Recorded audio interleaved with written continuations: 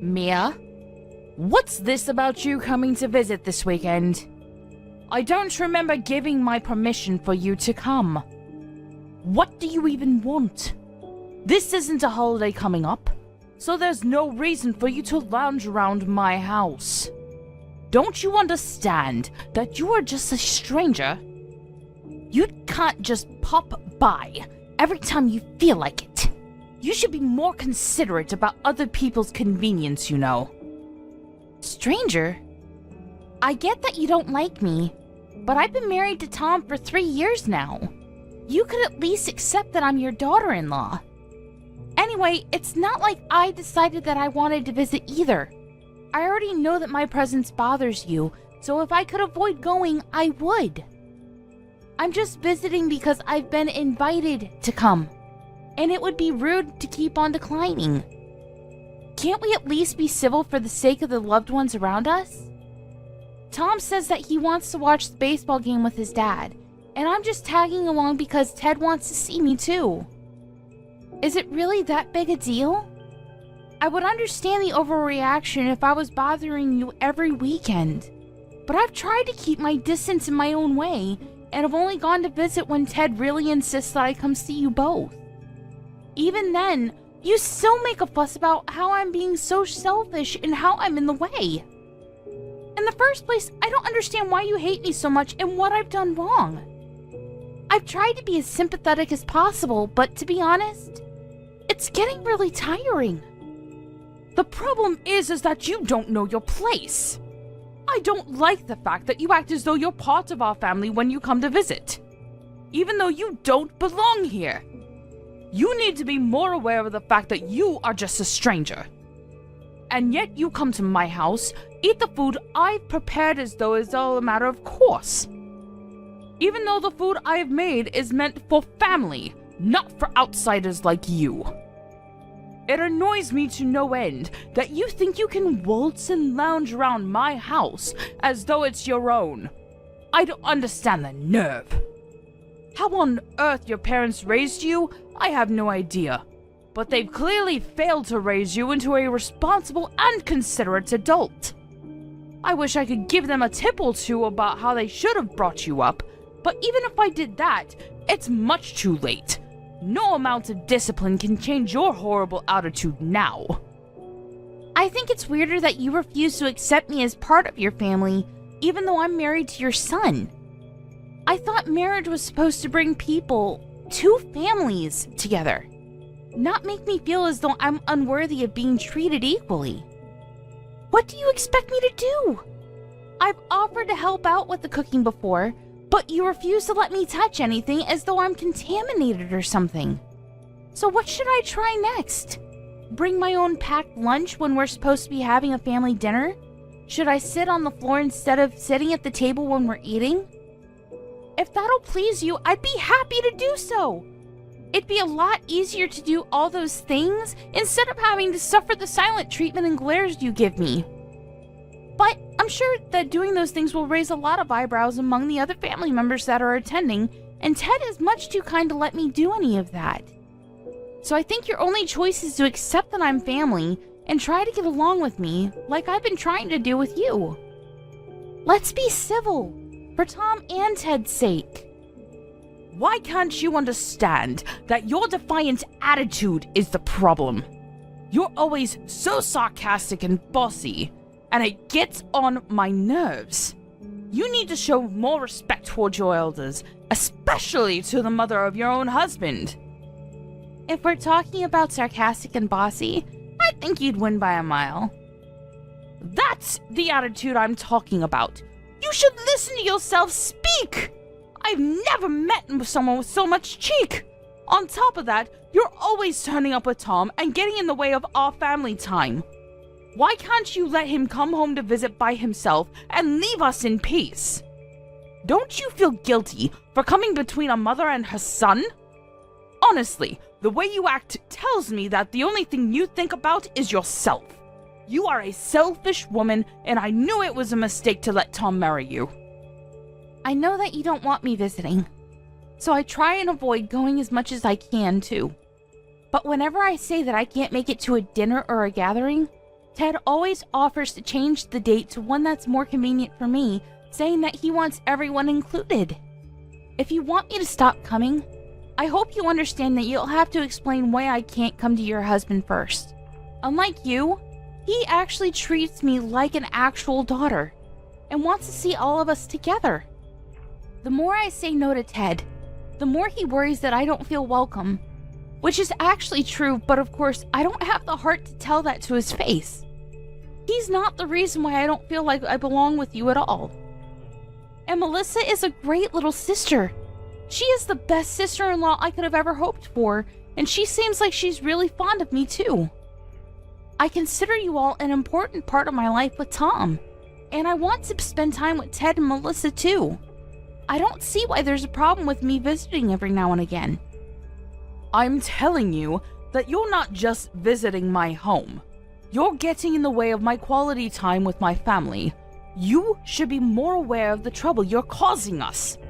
You're just a stranger, so don't act so friendly with my husband and daughter. You can't seriously think that they actually like you. They just say all those things because they have to keep up appearances.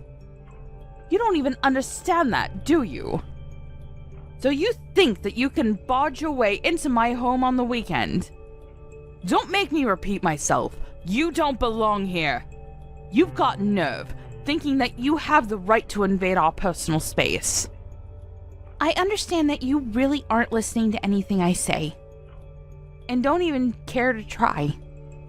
If you really don't want me visiting your home this weekend, I'll try and figure out a way to avoid it. I'll have to talk to Tom, and he'll most likely be disappointed that I can't come with him. But I'll find a way for him to visit without me going with him. He was saying that he might want to drink while watching the game, so I was going to go with him so I could drive him home, but I guess that's out of the question.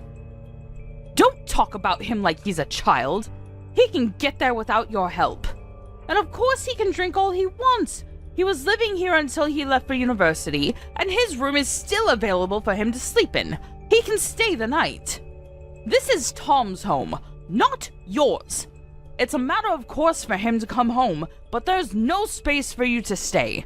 I don't care what excuse you make, but I don't want you coming here.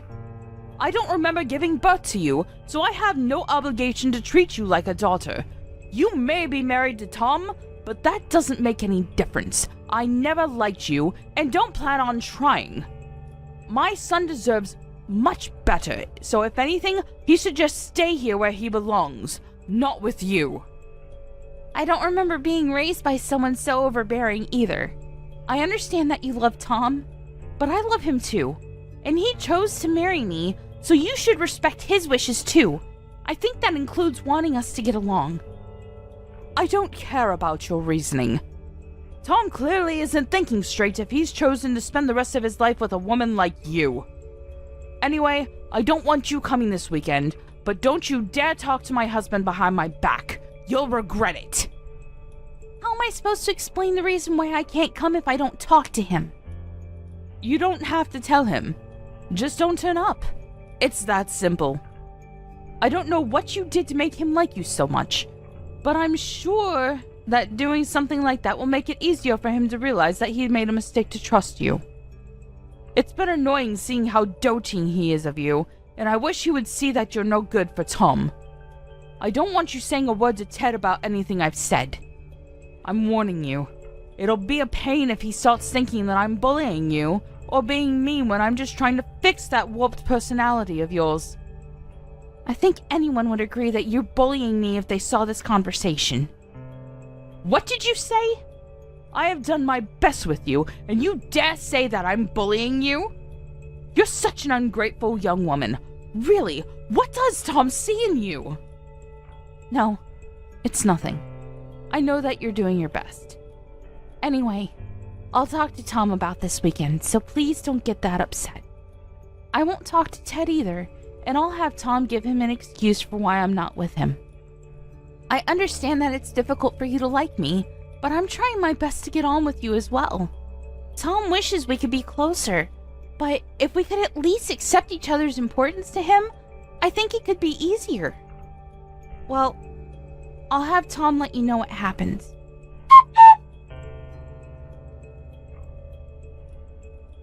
You know the trip to your parents' house we were planning for this weekend? I think I'll pass after all. Huh? But I thought we already decided we would go together. Why did you change your mind all of a sudden? Did something come up at work? If it's not work, could you reschedule whatever it is for another day? I already told my dad that you're coming, so I can't tell him that you changed your mind. You know that he's really fond of you, and he'll be really disappointed if he hears you can't come this time either. And you know that it's important we see them this weekend. I know he is. And I'm really happy that he's always so generous towards me. You and your sister always make me feel like I've actually joined your family, and I love them like my own family too. It's not work. It's just that your mom found out that I'm coming with you. And she started messaging me again. Your mom doesn't make any effort to change, even though I'm doing my best to be really patient with her. I think it's best to just keep my distance and let her have her territory. It's pretty obvious that I'm not wanted there, and I can't enjoy myself, let alone relax, if she's always so cold towards me. I want to get on better with her, but no matter what I do or say, she's always so critical and finds a problem to complain about. It's worse that she gets so jealous about me talking with Ted and Mel so normally. Don't let her bother you so much. You've got all of us backing you up if she ever crosses the line. And besides, she's all bark and no bite. At the very least, she's been pretending to get along with you when you're with all of us, hasn't she? She cares too much about appearances to make a fuss in front of Dad. Yeah, that's true. She's always making nasty comments when she messages me, but her personality changes completely when I meet her in person.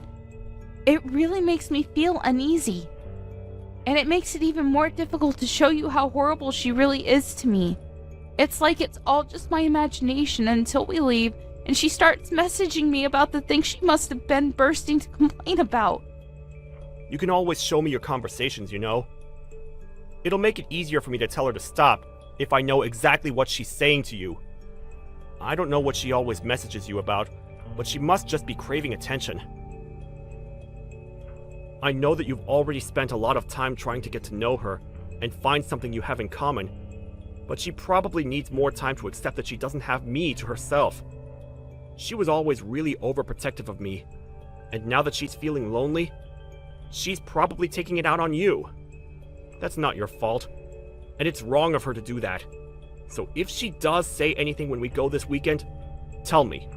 I'll stop her, and won't let her say anything to you. So don't worry.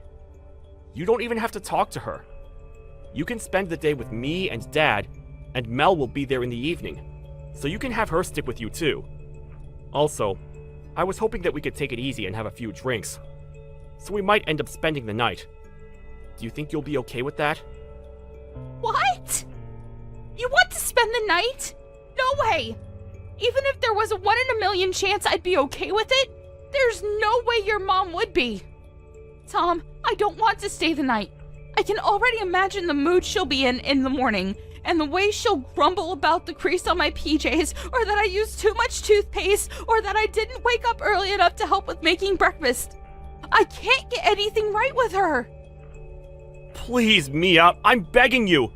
It's the first game of the season, and I don't want to miss it. Dad and I have been looking forward to this for months. I want to watch until the end, and I'll be drinking, so I can't drive us home. It'll be easier to just stay the night. Please? I won't make you come with me the next time I go to visit. You just have to visit this time, so we can give them the news. I'll go. But I'll drive us home. That's what I always end up doing anyway. This time is no different to every other visit we've made. You know why I don't want to make you do that. You'll be just as tired as I'll be. Maybe even more because of my mom's attitude, and because you're moving around for 2. Plus, the game might continue until late, and by the time it's over, it'll be pitch black outside. I don't want to risk anything, especially not now. You understand that, right? Yeah, I know why you're worried. I don't want to risk anything either. Alright, then will you promise me this? If your mom starts picking a fight, will you please come between us? I don't think I can handle any more stress from her. Even if I try and ignore her, she just starts name-calling and accusing me of being disrespectful. So you've got to stop her before I actually lose my temper with her. Of course I won't. Leave it all to me. Even if she's my mom, I can't let her keep on hurting your feelings like this. She's got to understand that you deserve her respect too. Thank you, honey. If you're that sure, then I'll trust you and I'll just focus on announcing the news on Sunday morning. Are you an idiot? What the hell is wrong with you? I think that's my line. I can't believe you would do something so stupid. I always thought that the way you were so two-faced towards me was off, but I never thought you would go this far. I hope you understand that I am never going back to your house ever again. I never want to see your face. I'm going home. Go home for all I care. I'm glad you finally understand. You were never welcome here in the first place. There's no place for you here. Not for a woman like you, who thinks that she can use this house like it's her own home. You've got the audacity to lounge around my house. Who do you think you are? You better leave while my husband and son are still watching the game on TV. Honestly, there's something wrong with you. How you can walk around like you own the place is beyond me. Excuse me? You're the one that's got something wrong with her. Do you even realize what you've done? What did you say? How dare you speak to me like that? I deserve respect. I am your husband's mother. You can't talk to me like that. Take that back right now. Respect? You think you deserve respect after the way you've treated me these past few years? After what you've done tonight? Respect is something that everyone deserves, but you don't even want to respect that your son chose to marry me. You don't even treat me like you should treat any acquaintance, even though we're supposed to be family. All I did tonight was try and use the bath, and you got mad and punched me in the stomach. You think I owe you respect? All you get is a restraining order with an attitude like that. There's something wrong with the sense of entitlement you have, and it's clear to anyone that you're in the wrong here. Maybe you should calm down and think about what you've done, and you'll realize that you've messed up. While you're at it, why don't you think of an apology? If it's sincere enough, maybe I'll rethink the order. Oh, now you're showing your true colors. I let you talk, and all you do is insult me. Apology?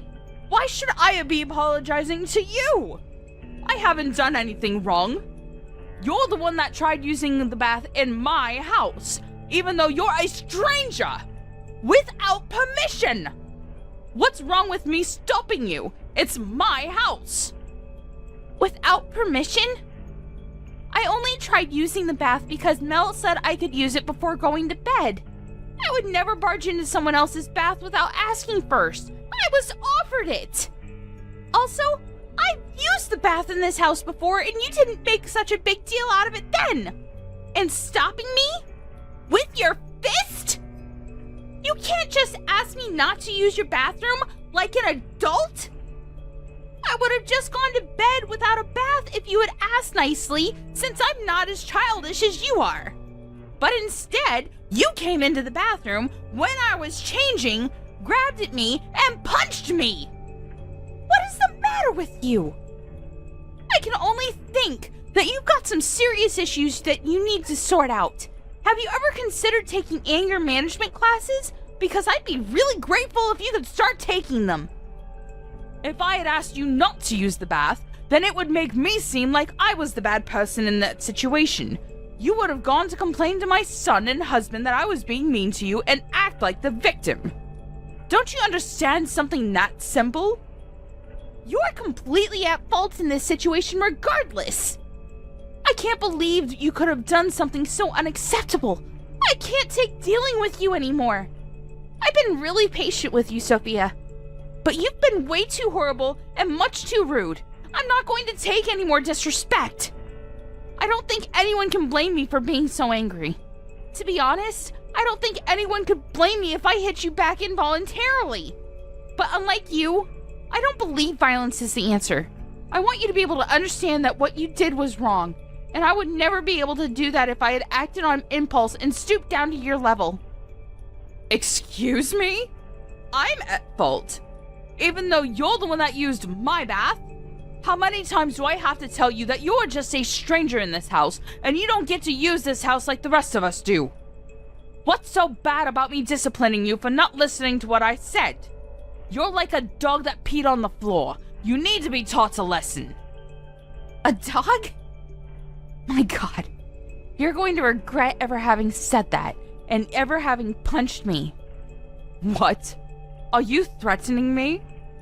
What are you going to do? What on earth do you think you can do? I'm really pissed off right now, so you'd better not test me. I'm going to tell your entire family what you did. There's no way Tom or Ted or Melissa will want to stay with you after they hear what you've done. I'm going to get my revenge for the way you treated me, and you're going to be a very lonely old woman. Oh, really? Try it. There's nothing you can hold against me. They're my family, and there's no way that they'll choose you over me. I came first. Ted's my husband, and Tom and Melissa are my children. They'll support what I did, and they won't ever side with a stranger like you. Do you know why? Because they're not your family. You're just a stranger. This is my house and my family. I come first. You know what? I've had enough talking sense into you. I'm going home. But you better prepare yourself. I'm not going to forget about this, and I'm not going to let you get away with it. I've had enough of keeping quiet about the things you've said and done to me up until now. I thought it was best not to say anything so that it wouldn't ruin your relationship with Tom, but you've gone and blown it up yourself. When he finds out what you've done, you'll be sorry. I don't think we'll ever meet again. Goodbye. Mia? Mia, answer me! You've got to come back. Where are you? Hurry up and get back here. Right now, Mia. Would you please stop messaging me? I'm ignoring your messages for a reason, and ordering me around isn't going to help anything. I have no obligation to listen to anything you say to me. Actually, I never had any obligation to, so you should be thankful that I was so reasonable up until now. If you're going to complain about the stuff I left there, I'm going to go and collect it when I go to pick Tom up. So would you please give it a rest? I don't want to see you, and I don't even want to talk to you. So if you'll excuse me, I'm busy. Wait, Mia, you've got to come back. You've got to come back right now or I'll get kicked out. Stop pouting and get back here. Hurry up. Why should I come back? You say that I'm pouting when I'm rightfully angry with you for punching me, and you have the nerve to think that you can order me around? Why should I do anything for you? You haven't even apologized for what you've done. As long as you think you haven't done anything wrong, I don't feel comfortable talking to you. What? You expect me to apologize to you? For what? Why should I? You're the one that should be apologizing to me for making me the bad person. Oh well, that's a shame. If you don't even want to try apologizing, there's no reason for me to come back. I guess it's difficult for someone as self-centered as you to understand when you've done something bad. Well, it's not like I would have forgiven you that easily after everything I've had to suffer. The best thing for me to do is just keep a distance and prioritize myself. I've got to put my physical and mental health first. Who the hell do you think you are? You think I owe you an apology? And you say that you wouldn't have forgiven me anyway? Since when do I have to ask for your forgiveness? I'm your mother-in-law. You owe me respect. If I tell you to do something, you should shut up and do it. So shut up and come back right now. I'm ordering you. How many times do I have to tell you before you listen to me? You're the one that told me to get out, remember? I was happy to do as you said then because I didn't even want to look at you, but now I don't have to listen to a word you say. I don't have to listen to anything you order me to do, especially if everything you say is contradictory.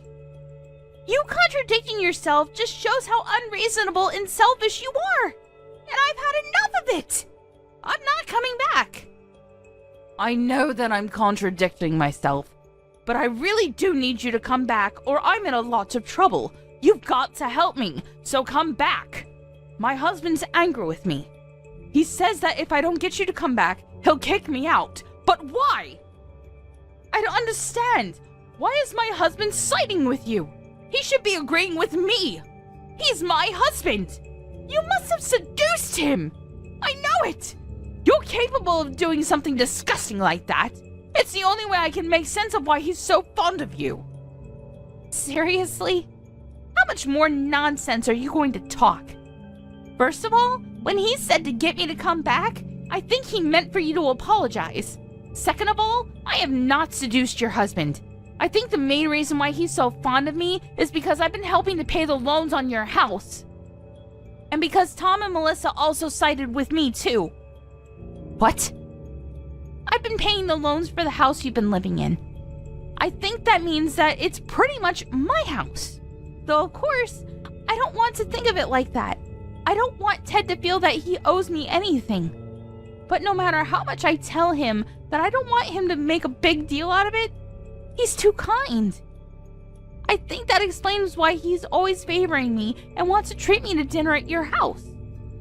That's why he treats me especially well, and why you might thought it was strange that he was favoring me. But I haven't seduced him. You should think a little more before making ridiculous accusations like that. What? You mean that you're the one that's been paying for the house? The house I'm living in? This house? Are you being serious? Ted had some problems with his business a year or so ago and was in a lot of debt. It was too much for him to handle the loans and the debt all by himself. So Tom and I spoke with him and I offered to pay the loans on his behalf until he clears up his debt. He said that it would take a few years for him to pay back the debt, but he promised that he would pay me back. So it was decided that I would take over paying for your house. Ted himself insisted that I use your house as if it were my own home, and I think that's why he wants me to visit more often, so I can relax and put my feet up. Unfortunately, it's had the opposite effect. But he never told me that he had gotten into debt because of his business. Why wouldn't he have told me? I bet you're just lying to make me feel like I owe you that apology. Why should I believe you when Ted hasn't told me himself? I never knew anything about his business failing. I'm not lying to you. If you don't know anything about your husband's business, that's your problem. You've got to talk to Ted about that. Or maybe Ted felt that he couldn't tell you. I don't know. It just shows that there's a lack of trust in your relationship with your own husband. Oh, that reminds me. You were saying something about my parents not raising me properly earlier? Well, I'd like to say something more about that. I think you've met my parents before on several different occasions, and you know what kind of people they are and the work they do. You know that they own a company, and that I'm helping out with running it. I should let you know that they're the reason why I was able to help Ted out with his financial problems. You owe my parents just as much as Ted does, and yet you insulted them in their child-raising methods and insulted me. I would never hold this over Ted, but you've gone way too far with your attitude. I didn't know. Yeah, and I'm sure that your attitude wouldn't be any different towards me even if you did know. But regardless of what my parents had done for you, you should have never treated me like that. I just want you to know how much you've embarrassed Ted by acting like such a selfish child towards me, someone he feels he owes so much to. Do you finally understand why Ted's so angry with you? I don't blame him for making you apologize and ordering you to get me to come back to the house. I do. So will you please come back? Now he's angry about me punching you. He's been shouting at me why on earth I thought violence was the answer. He won't calm down, no matter how much I try to explain what happened. Why does he even know about me punching you? He and Tom were watching the game when that happened. I thought he wouldn't realize. You thought it would be okay as long as he didn't realize? How naive can you get? I called Tom and told him what happened. You're going to answer for this. What? Why would you do something like that? Now it really does look like I'm the bad person here. Stop playing the victim and tell them what really happened. Tell them how you are flouncing about acting like you could do whatever you like in my house. All I did was punish you for that. I'm pregnant. Excuse me? I'm pregnant. You punched a pregnant woman in the stomach. That's why I left in a hurry, so that I could go to the hospital and see if everything was okay. Why wouldn't I call Tom and tell him what happened? Do you understand how serious this is? You're lucky that I didn't have to call him to tell him that I had a miscarriage. If I lost the baby, I would have come back to the house and torn you apart. But now I know everything's okay. I'm going to keep it that way. I'm not going anywhere near you. I didn't know that. How was I supposed to know? You never told us you were going to have a baby. It's not my fault. If I had known you were pregnant, I would have never punched you in the stomach. I swear! You've got to come back! But you would have punched me elsewhere, I guess. Whether I'm pregnant or not, you shouldn't have punched me. End of discussion. Tom and I were planning on announcing the news tomorrow morning after breakfast. That's why I thought I should endure the night to get the announcement over and done with, because we wanted to tell you all in person. But that's impossible with you. Punching me was your choice and your mistake. It's all your own responsibility, and you've got to pay for it.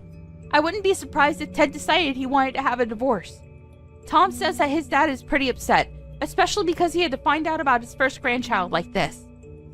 Ted would never ask me for a divorce. He wouldn't do that. We've been married for over 20 years. I know he's upset, but that's because he doesn't understand. If he listens to what I have to say, then he'll understand. He won't even look at me, and he keeps on moving rooms when I go near him. I'm just waiting for him to calm down before I try to talk to him again. Until then, would you just come back? I'm sure he'll be in a much better mood if he sees that I've managed to bring you back. It looks like this has all been a big misunderstanding, so if we could just talk this all through, I'm sure we can get along. Get along?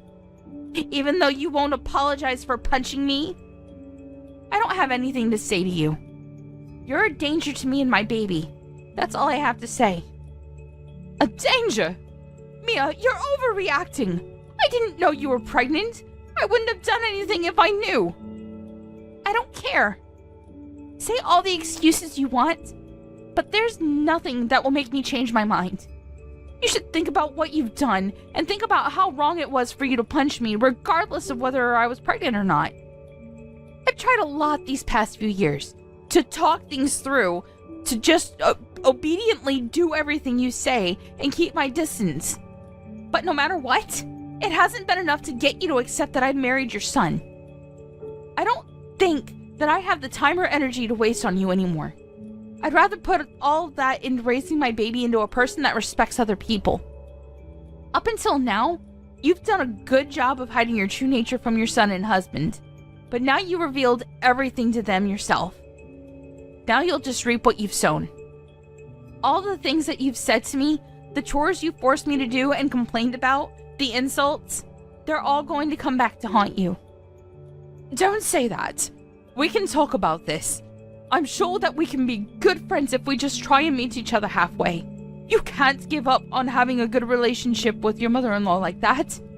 I didn't know you were pregnant, but I'm so happy to hear such good news. I want to hear more about the baby. When did you realize you were pregnant? When the doctor thinks it's due? Please, talk to me. And I'm grateful that you helped my husband when he needed it.